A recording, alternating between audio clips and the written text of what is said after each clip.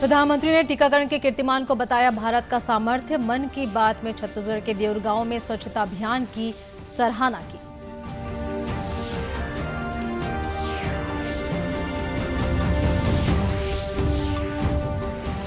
केंद्रीय गृह मंत्री ने जम्मू में कई परियोजनाओं का किया शुभारंभ।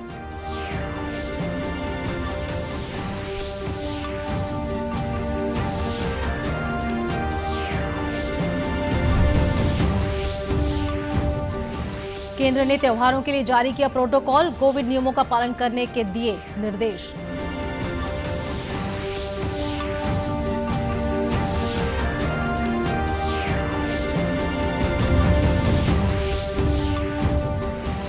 और प्लास्टिक मुक्त राजनांदगांव बनाने लोगों ने ली शपथ। नदी जल संरक्षण को लेकर की गई पहल।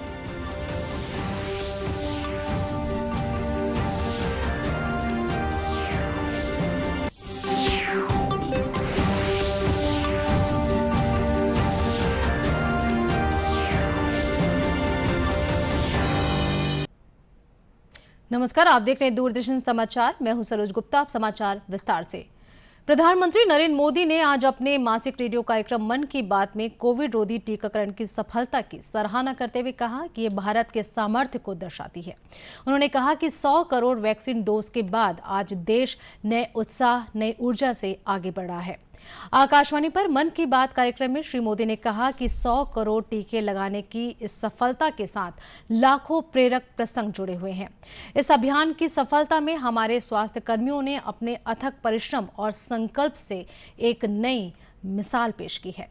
वैक्सीन डोज के बाद आज देश नए उत्साह, नई ऊर्जा से आगे बढ़ रहा है।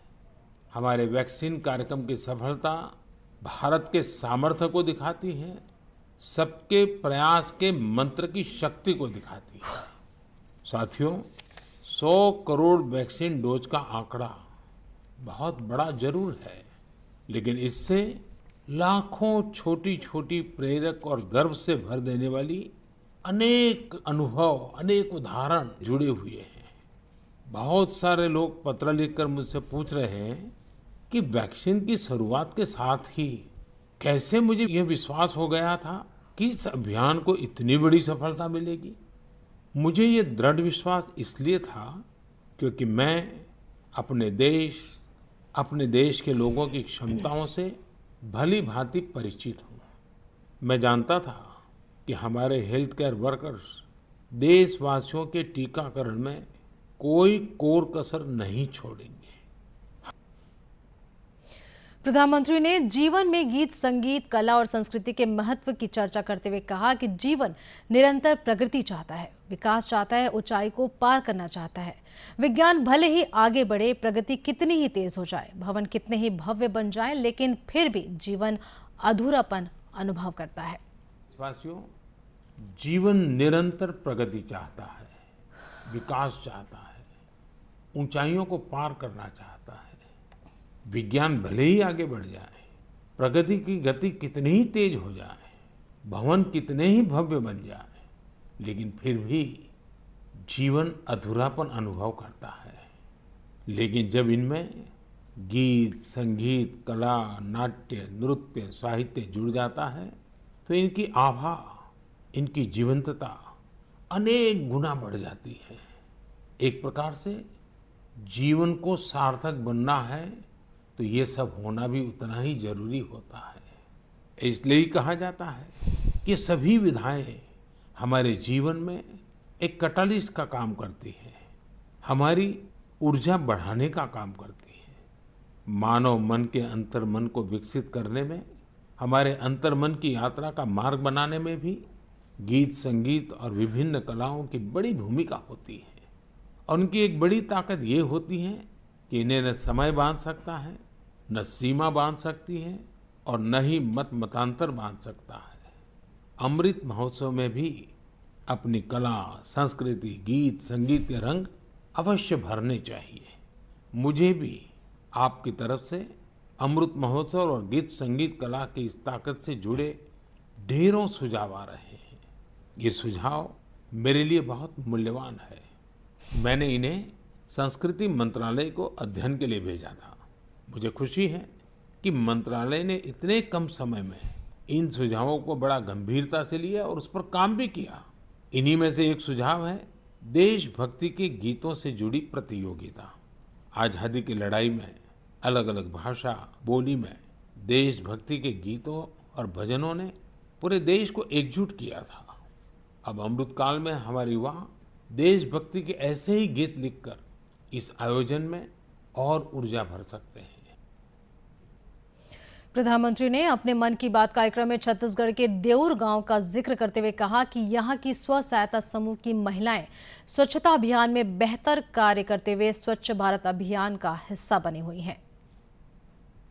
आपको छत्तीसगढ़ के देउर गांव की महिलाओं के बारे में भी बताना चाहता हूं। यहाँ की महिलाएं एक स्वयं सहायता समूह चलाती हैं और मिलजुल कर गांव के चौक चौराहों सड़कों और मंदिरों की सफाई करती हैं।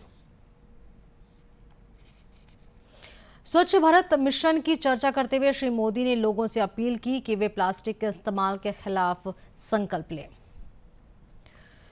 केंद्रीय गृह मंत्री अमित शाह ने आज जम्मू में कई कार्यक्रमों में हिस्सा लिया और विभिन्न विकास परियोजनाओं की आधारशिला रखी। श्री शाह ने यहां जनसभा को संबोधित करते हुए कहा कि केंद्र शासित प्रदेश में विकास का युग शुरू हो गया है। उन्होंने कहा कि दहशतगर्दी पूरी तरह खत्म होनी चाहिए। पहाड़ियों और गुर्जर भाइयों को सारे अधिकार दिए जाएंगे।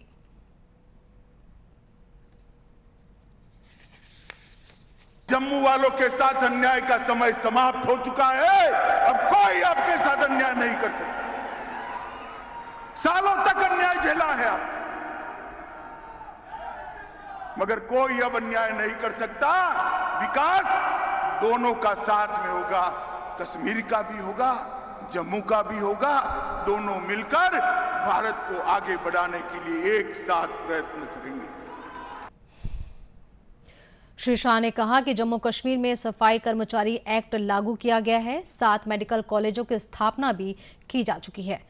इससे पहले श्री अमित शाह ने IIT जम्मू के नए परिसर का उद्घाटन किया। गृह मंत्री ने भारतीय प्रौद्योगिकी संस्थान IIT जम्मू में एक बहुविषयीय अनुसंधान केंद्र के 2 भवनों का भी उद्घाटन किया। उन्होंने संस्थान के एक तीसरे भवन की आधारशिला भी रखी। इस अवसर पर उपराज्यपाल मनोज सिन्हा और केंद्रीय विज्ञान तथा प्रौद्योगिकी मंत्री डॉक्टर जितेंद्र सिंह उपस्थित थे। केंद्रीय गृह मंत्री ने जम्मू जिले में विकास परियोजनाओं का उद्घाटन करने के बाद केंद्र शासित प्रदेश से सांसदों, विधायकों और भारतीय जनता पार्टी के वरिष्ठ नेताओं के साथ बैठक भी की। केंद्र ने राज्य और केंद्र शासित प्रदेशों से कहा है कि आगामी त्योहारों को ध्यान में रखते हुए कोरोना नियंत्रण प्रयासों में ढील न आने दें। केंद्रीय स्वास्थ्य सचिव राजीव भूषण ने राज्यों को लिखे अपने पत्र में कहा कि त्योहार सुरक्षित तरीके से मनाने के लिए कोविड दिशा निर्देशों का सख्ती से पालन किया जाना चाहिए। संक्रमित इलाकों और 5% से अधिक कोरोना संक्रमण वाले जिलों में लोगों को अधिक संख्या में एकत्र होने की अनुमति नहीं दी जानी चाहिए। उन्होंने कहा है कि राज्य सरकारों को इस संबंध में समय रहते आवश्यक निर्देश जारी करने चाहिए। जिन मामलों में अधिक लोगों की इकट्ठा होने की अनुमति पहले ही दी जा चुकी है, उन पर नजर बनाए रखनी चाहिए और किसी भी प्रकार के उल्लंघन पर दंडात्मक कार्रवाई की जानी चाहिए। केंद्र ने कहा है कि सार्वजनिक स्थानों पर लोगों के बीच सुरक्षित दूरी का पालन सुनिश्चित किया जाए। कोरोना प्रबंधन के लिए संक्रमण का पता लगाने, इलाज करने, टीके लगाने और बचाव के अन्य उपाय करने की आवश्यकता है। इस बीच रायपुर में कोविड रोधी टीकाकरण में देश में बने 100 करोड़ के कीर्तिमान के लिए प्रधानमंत्री को धन्यवाद देने भारतीय जनता युवा मोर्चा ने मानव श्रृंखला बनाई। भारतीय जनता युवा मोर्चा के कार्यकर्ताओं ने मानव श्रृंखला को 100 के अंक में रूप में निरूपित कर आभार माना। इस मौके पर सांसद सुनील सोनी ने कहा कि काफी राजनीतिक विरोध के बाद भी लोगों ने टीके को लेकर विश्वास जताया और इसी का परिणाम है कि यह कीर्तिमान बन सका।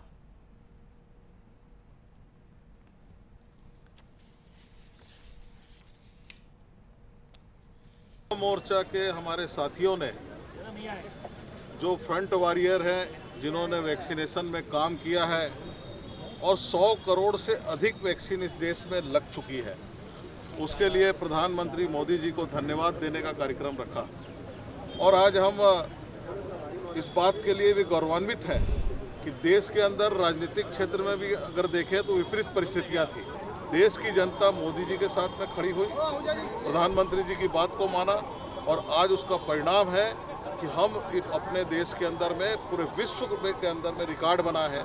100 करोड़ से अधिक लोगों को वैक्सीन लगाकर लोगों के जीवन को सुरक्षित करके। कार्यक्रम में पूर्व मंत्री बृजमोहन अग्रवाल भी मौजूद थे। प्लास्टिक मुक्त भारत बनाने के लिए राजनांदगांव जिले के मोहारा स्थित शिवनाथ नदी के तट पर पूर्व मुख्यमंत्री और भारतीय जनता पार्टी के राष्ट्रीय उपाध्यक्ष डॉक्टर रमन सिंह ने बरगद और पीपल के पौधे रोपित किए। इस मौके पर उन्होंने नदी के जल का संरक्षण और जीवन शैली से प्लास्टिक के सामानों को त्याग करने की शपथ दिलाई। डॉक्टर सिंह ने शिवनाथ नदी के तट में गंगा आरती कर नदी के जल नदियों को संरक्षण का संदेश दिया।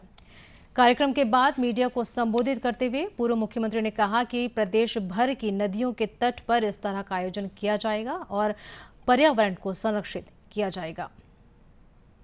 पर्यावरण तीर्थ जिसमें पानी, प्लास्टिक और पेड़। प्लास्टिक सबके लिए नुकसानदायक है और वृक्षारोपण खास तौर से बड़ और पीपल का बहुत आवश्यक है, ऑक्सीजन देता है। इस अवसर पर भाजपा पर्यावरण प्रभारी गणेश शंकर मिश्रा और जिला भाजपा अध्यक्ष मधुसूदन यादव सहित पार्टी पदाधिकारी और कार्यकर्ता मौजूद थे। प्रधानमंत्री नरेंद्र मोदी के स्वच्छ भारत अभियान से प्रेरित होकर जहां विभिन्न सामाजिक संगठनों और आमजनों ने अपनी सहभागिता दिखाई है, वहीं स्व सहायता समूह की महिलाएं भी इस काम में पीछे नहीं हैं। वे भी अपने गांव और शहर के गली मोहल्लों को स्वच्छ रखने में अपनी भूमिका निभा रही हैं। ऐसी ही महिलाओं का समूह छत्तीसगढ़ के दुर्ग जिले के ग्राम देऊरझाल में भी है। ये महिलाएं भी अपने गांव की सड़कों, गली मोहल्लों और चौक चौराहों की सफाई करते हुए देखी जा सकती हैं। ये महिलाएं गांव में नियमित तौर पर अपने अपने घरों से हाथों में झाड़ू और कूड़ादान लेकर निकलती हैं और अपने गांव की साफ सफाई में लग जाती हैं। इन महिलाओं का मानना है कि स्वच्छता लोगों के स्वास्थ्य को बेहतर रखने के लिए बेहद जरूरी है। महिलाओं का कहना है कि बीते 7 साल से गांव और आसपास को साफ रखने में अपना योगदान दे रही हैं।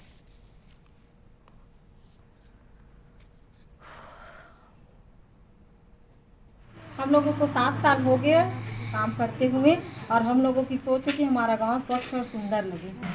अब सफाई जहाँ कचरा होता है उसको साफ सफाई करते हैं और गड्ढे के जगह गड्ढा रहता है वहाँ हम लोग मिट्टी या जीरा वगैरह डाल देते हैं जहाँ पानी भरा होता है वहाँ। और साफ सफाई नहीं करते हैं, न बाल बच्चा अच्छा से रहा के और सीख रहे हुए रहते डबरा खोज करते गिटी उटी कहीं कुछ डालते और कचरा टुकड़ा साफ करके और कूड़ादान बाल बच्चा अच्छा से रहा के। समूह की महिलाओं का कहना है कि उनके स्वच्छता अभियान के प्रति कार्यों को देखते हुए अब गांव वाले भी इसमें सहयोग करने लगे हैं। दूरदर्शन केंद्र रायपुर से प्रसारित होने वाले प्रादेशिक समाचार को आप YouTube पर भी देख सकते हैं। हमारे YouTube channel Chhattisgarh DD news पर प्रादेशिक समाचार उपलब्ध रहेगा। YouTube चैनल का लिंक और QR कोड आप स्क्रीन पर देख सकते हैं। अपने एंड्रॉयड फ़ोन से QR कोड स्कैन कर आप छत्तीसगढ़ डीडी न्यूज़ लिंक पर जा सकते हैं। इसके अलावा छत्तीसगढ़ डीडी न्यूज़ फेसबुक और ट्विटर पर भी उपलब्ध है। अंत में मुख्य समाचार एक बार फिर।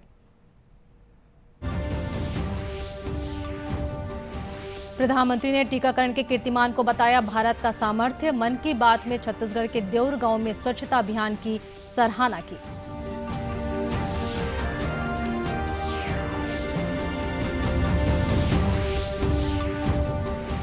केंद्रीय गृह मंत्री ने जम्मू में कई परियोजनाओं का किया शुभारंभ।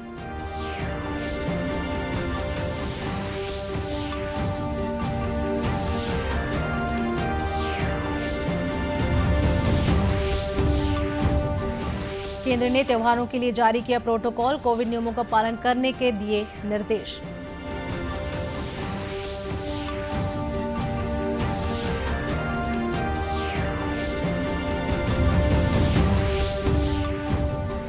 और प्लास्टिक मुक्त राजनांदगांव बनाने लोगों ने ली शपथ, नदी जल संरक्षण को लेकर की गई पहल।